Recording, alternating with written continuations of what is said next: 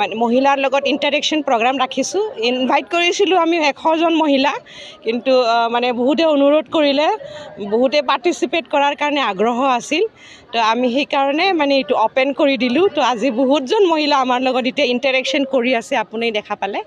আমি আজি ইয়াত মেইনলি মহিলা সবলীকৰণৰ বা ৱুমেন এম্পাৱাৰমেণ্টৰ ওপৰতে বিষয়টো ৰাখি পেলাই মানে আজি আলোচনা কৰিছোঁ। আমি আমাৰ সেই মানে বুদ্ধিজীৱী বা আমাৰ সেই ইণ্টেলেকচুৱেলছ মহিলাৰ লগতে আমি হাউচত অ'পেন কৰি দিছোঁ, যাতে মানে আমিও ক'ব পাৰোঁ UPPL চৰকাৰৰ হৈ বা এতিয়া প্ৰেজেণ্ট চৰকাৰৰ হৈ পেলাই আমাৰ প্ৰমোদ বড়ো ছাৰৰ নেতৃত্বত এলায়েন্সত আছে BJP আৰু GSP। ইয়াত আমি মহিলা ডেভেলপমেণ্টৰ কাৰণে, এম্পাৱাৰমেণ্টৰ কাৰণে কি কাম তো এতিয়ালৈকে কৰিব পাৰিলে আৰু কি কাম আমি কৰি লৈ যাবলৈ বিচাৰিছোঁ, সেইবোৰ বিষয়ৰ ওপৰত আমি আলোচনা কৰিছোঁ। আৰু আমি ৰাইজৰ পৰাও মানে ইণ্টাৰেকশ্যন লৈ পেলাই সিহঁতৰ পৰাও আমি ছাজেশ্যন এডভাইচটো লৈছোঁ। বিশেষ কৰি চবৰে ভাল পাইছে, আদৰিছে সেই মাইনাও চেৰাং বিথাংকিটো লৈ পেলাই, আৰু বহুতে আগ্ৰহ হৈছে কাম কৰাৰ কাৰণে। আৰু এতিয়া লাখপতি মহিলাৰ স্কীমৰ কথাটো আমাৰ প্ৰমোদ বড়ো ছাৰে অলৰেডি এনাউন্স কৰি দিছে। তাত মানে আমাৰ মহিলাবিলাকক কেনেকৈ আমি ট্ৰেইনিং কৰি পেলাই ৰিচোৰ্চফুল কৰিব পাৰোঁ, আৰু আমাৰ সেই মহিলাৰ সবলীকৰণটো মাত্ৰ মানে সেই ৭৫,০০০ত সীমিত নকৰি পেলাই যাতে আমি বহুত মহিলাক ভাল সংস্থাপন দিব পাৰোঁ ট্ৰেইনিঙৰ যোগেদি, সেইবোৰ বিষয়ে আমি কথা পাতিছোঁ। এগ্ৰিকালচাৰ ইফালে আমি কেনেকৈ উন্নত হ'ব পাৰিম ইয়াৰ বিষয় লৈ আমি কথা পাতিছোঁ।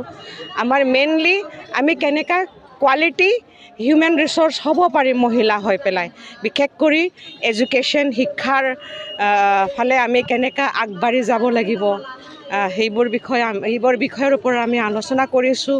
ছ'চিয়েল ৱেলফেয়াৰ স্কিমছৰ ওপৰত আমি আলোচনা কৰিছোঁ।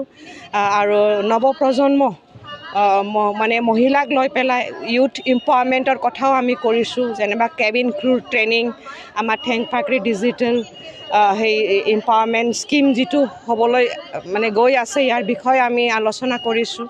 আৰু আমি বিশেষ কৰি মানে আমাৰ মানে এডুকেশ্যনৰ লাইনত আমি মাতৃ হৈ পেলাই কেনেকৈ লিটাৰেচি ৰেটটো আমি বঢ়াই লৈ যাব পাৰিম, ইয়াৰ বিষয়ে আমি মানে বিতংভাৱে আলোচনা কৰিছোঁ। আৰু বিশেষ কৰি আমাৰ সেই কোকৰাঝাৰ জিলাৰ অন্তৰ্গত সেই ড্ৰাগছ এডিকশ্যনটো আমি হৈ পেলাই কেনেকৈ নাইকিয়া কৰিব পাৰিম, ইয়াৰ বিষয়ে আমি আলোচনা কৰিছোঁ।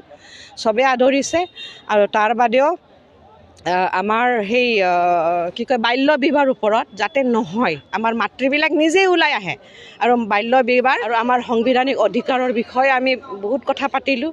বা আমাৰ নাৰীৰ যি সমস্যা হয় ইয়াতে যাতে আমি চবেই মিলি পেলাই যাতে আমাৰ যি ইছ্যু হয়, যি সমস্যা হয়, এইটো হাত ধৰি পেলাই আমি যাতে মানে সহায় ল'ব লাগে। আইনী হ'লে আইনী ভাৱ বা সামাজিক যেনেকৈ সহায় ল'ব লাগে, বা ইউনাইটেডলি থিয় হৈ পেলাই আমাৰ মহিলা ইছ্যুজটো আমি কেনেকৈ নাইকিয়া কৰিব পাৰিম, ইয়াৰ বিষয়ে আমি আলোচনা কৰিছোঁ। বিশেষ কৰি আমি আমাৰ অৰ্থনৈতিক দিশত আমি কেনেকৈ সংস্থাপন দিব পাৰিম মহিলাবিলাকক।